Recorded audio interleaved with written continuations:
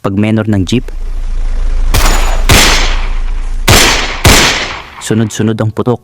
Malalakas, mabilis, at walang nakapigil. Isang 45 ang ginamit at ayon sa investigasyon, ang gunman ay naghihintay na sa gilid ng tindahan sa madilim na sulok na perfect para sa taong may plano at may galit. Hindi ito impulsive crime. Hindi ito bigla ang away. Plano, malinis, at may motibo. Pagbagsak ni Ariel sa manibela, halos sabay din ang pagtakas ng bumaril. Sumakay ito sa isang motorsiklong nakahinto sa di kalayuan na minamaneho ng isang lalaking biglang sumulpot na parang alam na alam kung kailan dapat ang timing.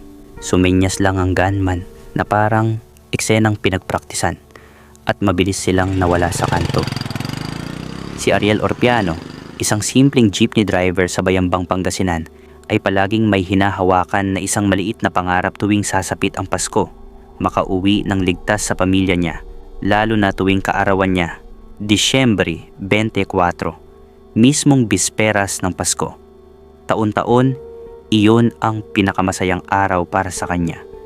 Pero noong 2011, nagbago ang lahat. Gabi na nang umuwi si Ariel, gamit ang jeep na pinapasada niya mula umaga. Pagod, pero masaya. Excited siyang makita ang anak niya, ang asawa niya, at ang munting handa na hinihintay niya bawat taon. Pero pagliko niya sa kanto ng kanilang barangay, doon na siya binaunan ng 5 tingga, 4 sa katawan, 1 sa ulo, sinugurado at parang planchado ang pagkakapatay sa kanya. Kaya oo, kawawa si Ariel Orpiano. Birthday niya, Pasko pa, at jeepney driver lang naman, tanong ng marami. Bakit siya? Pero teka lang, mga kaibigan, bago kayo maawa, bago kayo magalit, bago kayo manghusga, pakinggan muna natin ang buong kwento. Dahil sa pagkamatay ni Ariel, may mga bahaging hindi nyo pa alam. At malay ninyo, magbago ang tingin ninyo kung sino ba talaga si Ariel Orpiano at bakit siya pinatay. At simulan natin sa babaeng itinuturing na siyang naging parang Eva sa kwentong ito. Ang babaeng nagtukso sa mga adan. Si Desiree Pascua, isang nurse graduate. Oo, graduate. Pero hindi pa naman talaga nagtrabaho bilang nurse noon. Parang ang tanging goal lang niya ay makatapos ng pag-aaral at nang maabot niya yon, doon na rin natapos ang interes niya. Hindi niya ginamit ang lisensya niya. Hindi siya nag-apply sa ospital. At kung magtrabaho man siya, seasonal lang, mga 3 buwan hanggang 6 na buwan sa mall. At iyon na ang pinakamahabang trabaho niya, simula nang graduate siya bilang nurse. Sa bahay, 2 lang silang mag-ina. Ang kuya niya, nasa Isabela na at may pamilya. Patay na ang tatay nila, kaya sila na lang talaga ng nanay niya ang magkasama sa araw-araw. At dito napapasok ang malaking tanong, paano nabubuhay ang mag-ina kung pareho silang walang matinong trabaho? Siguro naiisip nyo na, at oo, tama ang iniisip nyo. Ang nanay ni Desiree may sugar daddy, isang mayamang matanda na siya ang nagbibigay ng panggastos nila, pati na ang pinangpaaral kay Desiree noong kolehiyo. Sa isip ng ina, tama lang ito, mabigyan ng magandang edukasyon ng anak para lumaki itong may matinong trabaho, para hindi tulad niya na ang katawan at ganda ang puhunan. Pero nang graduate si Desiree, kabaliktaran ang nangyari dahil habang tumatagal parang ginaya niya ang kanyang ina. At mas masahol pa, nakikita kasi ni Desiree ang easy money na pinagkukunan ng nanay niya. Kung tutuusin, bakit nga ba siya magpapakapagod mag-duty bilang nurse kung ang kailangan lang ay pumili ng mayamang lalaki? Bumuka ng hita at may pera ka na. Suporta, allowance, luho, lahat mabilis lang. At doon nabuo ang prinsipyo ni Desiree. Parang naging walang saysay ang 4 na taon ng pag-aaral. Dahil ang totoo, iba naman pala talaga ang plano niya. 22 taong gulang na si Desiree noong mga panahong wala pa siyang matinong trabaho. Umaasa pa rin siya sa ina niya na umaasa naman sa sugar daddy nito. At ang masama pa, kahit alam ng nanay niya na hindi tama ang paraan ng pagkita niya ng pera, hindi man lang niya binilinan si Desiree. Hindi niya ito ginabayan. Imbes, hinayaan lang niya ang anak na unti-unting gumaya sa paraan ng buhay na nakita niya araw-araw. Easy money, walang obligasyon, walang disiplina, puro luho at hataw sa ganda. Isang gabi, inaya ang mag-ina sa isang party sa isang function hall sa Urdaneta. Hindi ito basta birthday o simpleng handaan. Para itong alumni ng mga lalaking may pera, mga may negosyo, may edad, mga sanay gumastos para sa babae. Inaya ng sugar daddy ang ina ni Desiree. At ang ina naman, dahil sanay na ring sumama sa mga ganitong okasyon, ay isinama rin si Desiree. At doon na nagsimula ang pagbaligtad ng takbo ng buhay ng dalaga. Sa party na iyon, nakilala nila ang lalaking nagngangalang Bien Benetis, isang IT manager sa Switzerland. Kumikita ng dolyar, malaki ang sahod, may posisyon, at halatang hindi basta-basta ang empleyado. Hindi lang siya IT worker, manager siya, at higit sa lahat, halatang sanay sa buhay na taas kama, taas presyo, at taas estado. Pero si Bien, 46 na taon na. At si Desiree, 22 pa lang. Mahigit 20 taon ang agwat nila. At para sa karamihan, red flag na iyon. Pero hindi para kay Desiree. Dahil nang malaman niyang byudo si Bien, may malalaking anak na sa Switzerland at wala ng asawa na haharang sa anumang plano nila. Lumawak ang mata ng dalaga. Hindi na mahalaga ang edad, hindi na mahalaga ang panahon. Ang mahalaga ay pera, suporta, luho, at kinabukasang hindi niya kailangang pagtrabahuan. Kung tutuusin, bakit siya magtatrabaho bilang nurse kung may ganitong oportunidad? At ang totoo, iyon din ang nakita niya sa ina niya araw-araw. Sabi nga nila, sa mga babaeng magaganda, kahit tanga basta maganda, may pretty privilege. At sa lalaki naman, aanhin mo ang gwapo kung hindi ka naman kayang buhayin. Masakit pakinggan, pero ito ang realidad na hinahampas ng kwentong ito sa mukha natin. Hindi pantay ang mundo, hindi patas ang laban. At minsan, hindi kagandahan, hindi kabaitan, hindi talino, kundi pera at kapangyarihan ang totoong umiikot sa likod ng mga relasyong katulad ng kay Desiree at Bien. Nagustuhan ni Bien si Desiree noong una pa lang, pero dahil sa dami na niyang karanasan sa buhay at sa relasyon, hindi siya nanligaw. Alam niyang sa ganitong setup, hindi kailangan ng mga pa-cute, hindi kailangan ng ligaw-ligaw, diretso, prangka, walang drama. At yun nga ang ginawa niya. Matapos makuha ang number ni Desiree, nag-text agad si Bien. At ang mensahe ay hindi pangkaraniwang panliligaw. Sinabi niya kung magkakaroon tayo ng relasyon, kaya kong ibigay ang lahat ng pangangailangan mo at lahat ng luho mo. Naiintindihan ko na ako ang lalaki at trabaho kong mag-provide. Pero dapat alam mo rin ang duty mo bilang babae ko. Kapalit ng lahat ng ibibigay ko, papaligayahin mo rin ako. Take it or leave it. Walang paligoy-ligoy, walang poetry, walang pangako ng pag-ibig, prangkahan lang. At syempre, naging practical si Desiree. Hindi lang siya umuo, sinabi pa niyang mahal niya si Bien kahit hindi naman totoo. Alam niya kung ano ang gusto niyang kunin mula sa lalaki at alam niya kung ano ang dapat niyang ibigay bilang kapalit. Doon nagsimula ang relasyon ng 22 taong gulang na dalaga at 46 na taong gulang na executive. Doon din nagsimula ang hilig ni Desiree sa mga mas matatandang lalaki. Basta may pera. 2 buwan lang ang bakasyon ni Bien sa Pinas noon. Pero sa 2 buwang iyon, naikama na niya si Desiree ng ilang beses bago pa siya bumalik sa Switzerland. Para bang sinigurado muna ng dalaga na bibigyan niya ng dahilan ang lalaki para tuparin ang mga pangako nitong sustento. At nang bumalik na si Bien sa Switzerland, inihatid pa siya ni Desiree sa airport. Parang mag-asawa na talaga ang dating nila kahit ilang buwan pa lang silang magkarelasyon. Hinawakan ni Bien ang kamay niya bago pumasok sa departure area at doon niya binitiwan ang mga salitang tumatak kay Desiree.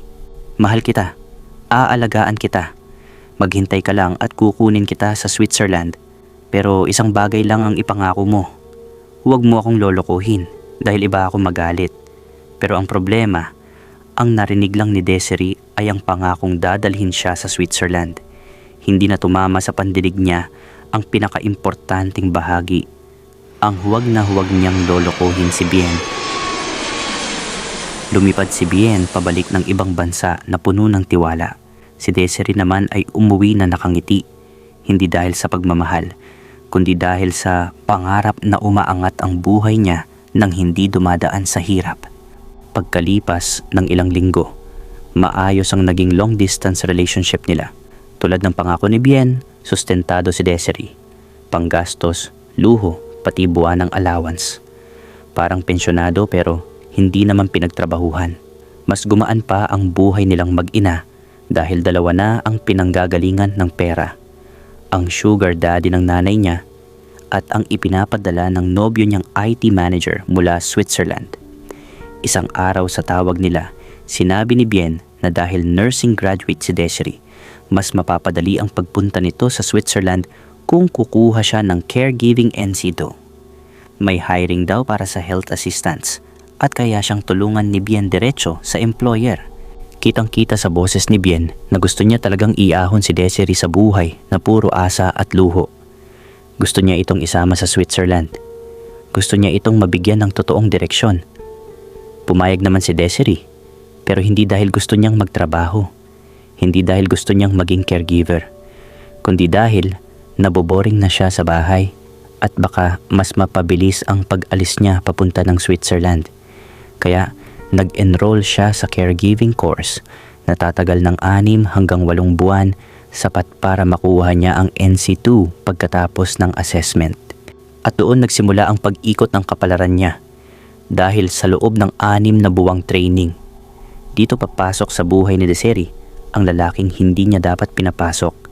Isang pamilyadong jeepney driver, may angas, may tapang, may sariling obligasyon, at higit sa lahat, babaero at sanay mang-akit ng babae. Ang pangalan niya, Ariel Orpiano, biyaheng Bayambang to Dagupan, ang pasada ng jeep ni Ariel. At dahil ang bahay ni Desiree ay nasa gilid lang ng highway na dinadaanan ng ruta ng jeep, doon unang nag-cruise ang landas nila. Isang araw, habang papunta si Desiree sa Dagupan para sa kanyang caregiving course, napara niya ang jeep ni Ariel at sa harap ito naupo. At doon nagsimula ang isang ugnayang hindi niya inakalang magpapabago sa buhay niya. Si Ariel, kung tutuusin, wala naman sa kalingkingan ni Bien pagdating sa pera. Kung si Bien ay seryoso, diretsa magsalita at mayaman, si Ariel naman ay kabuuang kabaligtaran. Magaan kausap, palabiro, masarap kabiruan, confident kumilos, mabulaklak ang bunganga, at higit sa lahat, magaling sumayko ng babae. Kung si Bien ang tipo ng lalaking nagbibigay ng seguridad, si Ariel naman ang klase ng lalaki na nagbibigay ng excitement. At alam nyo naman mga kaibigan, minsan, hindi pera ang talagang nakakahila sa babae, kundi yung panandaliang kilig, yung pakiramdam na buhay ka, habang may kausap ka. Sa tuwing sumasakay si Desiree ng jeep, ay laging rene-reserve ni Ariel ang front set, laging may banat si Ariel. Minsan biro, minsan papuri, minsan simpleng kwento na nakakatawa.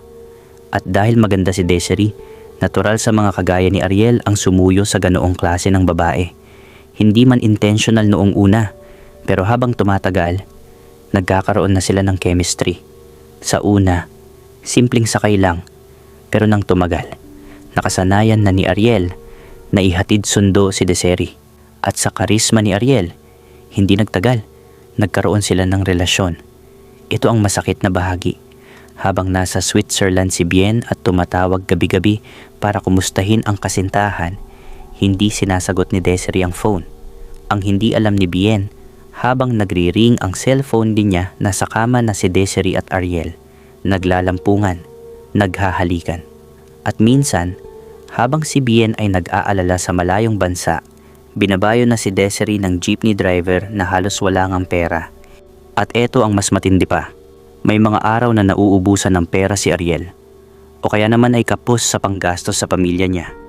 At imbes na mahiya o umiwas, si Ariel mismo ang humihingi ng tulong kay Desiree. At si Desiree, binibigyan niya ng pera, si Ariel. Pero saan galing ang pera? Simple, kay Bien. Isipin mo yon. Ang perang pinaghirapan ng isang lalaking nagtatrabaho sa ibang bansa, ipinapadala niya kay Desiree dahil mahal niya ito at gusto niyang mabigyan ito ng komportableng buhay. Pero ang perang iyon napupunta sa jeepney driver na kalaguyo ng babae. Kung may salitang malupit na tanga, ito ang tunay na definisyon nun. Habang pinaghihirapan ni Bien ang bawat sentimo sa isang bansang sobrang taas ng cost of living, itong si Ariel naman, isang babaero, ay nagsasaya sa biyayang hindi naman talaga sa kanya. At si Desiree, sa kabila ng pangakong ibinigay niya kay Bien sa airport, ay hindi nakatiis sa tukso o di ata nakamot ang kati niya. Sa mata ni Bien, tapat pa rin si Desiree. Sa mata ni Ariel, siya ang mas panalo dahil siya ang kasama sa kama. At sa mata ni Desiree, kaya niya pagsabay ng dalawa dahil isa nagbibigay ng pera at ang isa naman nagbibigay ng init, kilig at romansa na hinahanap-hanap niya. Parang paraiso ang nakaw na pagtatalik ni Desiree at Ariel. At dahil malayo si Bien, hindi sila natitiklo, walang nakakahuli at nagagawa nila ang bawal na relasyon na para bang walang katapusan. Sa loob ng 6 na buwang pag-aaral ni Desiree sa caregiving, naging regular na ang kanilang pagtatagpo. Sa mga motel, sa bahay minsan ni Desiree kapag wala ang nanay. Pero pagkatapos niyang pumasa sa assessment at makuha ang caregiving NC2, lumabas din ang isang resulta na hindi niya inaasahan. Sa pregnancy test na hawak niya, malinaw ang 2 guhit. Buntis si Desiree at ang ama, si Ariel Orpiano, ang jeepney driver na naging kalaguyo niya. Sa una, ayos lang sana kay Desiree. Iniisip niya, oras na para hiwalayan si Bien, sabihin ang totoo at magsimula ng bagong buhay kasama si Ariel at ang magiging anak nila. Umaasa siyang sasalo sa kanya, si Ariel, tutulungan siya at pananagutan ang responsibilidad na ginawa nilang dalawa. Pero nang kinausap niya si Ariel noong Marso 2011, iba ang naging reaksyon nito. Sinisi siya ni Ariel. Sabi pa nito, "Nurse ka, dapat alam mo ang ginagawa mo para hindi ka mabuntis." Ayon kay Ariel, kasalanan daw lahat ni Desiree. At ang mas masakit, pinamukha pa nito na may pamilya siya at hindi niya iiwan ang asawa at mga anak niya para kay Desiree. Laro lang daw ang lahat ng nangyari sa kanila, pampalipas oras at walang kahit anong emosyon. Parang gumuho ang mundo ni Desiree. Nabola siya. Naloko siya. Hindi niya naintindihan na para kay Ariel, pandaraya lang ang ganda niya. At minsan pa nga, parausan lang siya. Hindi siya minahal. Hindi pinahahalagahan. Umuwing luhaan si Desiree. At si Ariel, umalis na parang walang nangyari. Walang pangako. Walang balak man lang na panindigan ang ginawa nila. Sa madaling sabi, tapos na ang lahat sa kanila noong araw na nabuntis si Desiree. Tuliro si Desiree sa mga sumunod na linggo. Hindi niya alam kung ipapalaglag niya ang bata at babalik sa dati at sasabihin kay Bien na handa na siyang pumunta sa ibang bansa. Pero huli na ang lahat. Dahil lingid sa kanya, matagal na palang pinapamanmanan ni Bien ang galaw niya dito sa Pilipinas. May pera si Bien. Kayang mag-hire ng mga tao para magbantay sa kilos ni Desiree. Lalo't nagpapadala siya ng pera buwan-buwan. Ibig sabihin, alam na ni Bien ang lahat bago pa ito aminin ni Desiree. Pero sa huli ay mukhang tinanggap din ni Bien ang nangyari kay Desiree at sila pa rin. Dahil masakit man pakinggan dito sa kwento, mga kaibigan, ay pinalaglag ni Desiree ang bata na inayunan pa ng kanyang ina. At mula doon ay naging tahimik ang mga sumunod na buwan noong 2011. Pero nabalita noon na aalis na si Desiree ng Nobyembre 2011 ng Pilipinas papuntang Switzerland para sa trabaho nito. At matapos iyon, sa sumunod na buwan, Disyembre 24 to be exact, nang papagabi na at gagarahe na sana si Ariel Orpiano sa bahay nila, ay sunod-sunod na putok ang narinig. Binaunan ng bala ang katawan ni Ariel Orpiano na siyang ikinamatay niya. Birthday pa nga nito. Pero hindi na siya umabot. Sa mismong kanto, papasok sa kanilang bahay, bigla na lang siyang binaril ng ilang beses. Nang sinimulan ang investigasyon, nakuha ng pulis ang sketch ng mukha ng lalaking nakasombrero na bumaril kay Ariel doon sa nagtitinda sa maliit na sari-sari store. Ayon sa mga testigo at pulis, Ang suspect ay hinihinalang gun for hire at posibleng mga taga Nueva Ecija ang grupo nito. Ngunit kahit may investigasyon, hindi na nakapaghanap ng hustisya ang pamilya ni Ariel dahil sa kakulangan ng pera. Kaya unti-unti nanlamig ang kaso. Hanggang sa ngayon, nananatiling unsolved ang pagpaslang kay Ariel Orpiano. Pero may anggulong nakikita ang mga pulis. Posibleng dahil sa babae ang motibo. Pero sinong babae, dahil ilan din ang naging babae niya, ay hindi rin malaman ng iba kung sino talaga ang may sama ng loob kay Ariel. Maaaring selos o galit ito. May nagpapatay kay Ariel. Sa usap-usapan ng mga tao, puro haka-haka. Si Bien Benitez daw ang nagpapatay. O baka naman mismong si Desiree at si Bien lang ang gumawa ng paraan. Pero eto ang nakakagulat. Alam nyo ba kung taga saan si Bien Benitez dito sa Pinas? Nueva Ecija rin. Kung saan hininalang nanggaling ang mga gunman. Coincidence ba? O may katotohanan? Wala tayong malinaw na sagot. Ang alam lang natin, mali ang manggamit at magpagamit sa tao.